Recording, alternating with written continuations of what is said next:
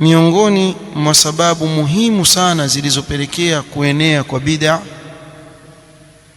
kuitakidi wengi katika watu kuwa kuna bid'a nzuri. Wenyewe husema bid'a ziko aina mbili, kuna bid'a mbaya na nzuri. Yani labda wapokea wahi, tuambie wewe wapokea wahi kutoka kwa Allah subhanahu wa ta'ala, basi tukujue wewe nani. Na hii ndio ikawapelekea waangukie katika uzushi katika dini. Hebu yupi ambaye asema kweli? Huyo anayekwambia fuata yale aliyokuja nayo mtume wetu sallallahu alaihi wasallam, basi tosheka nayo.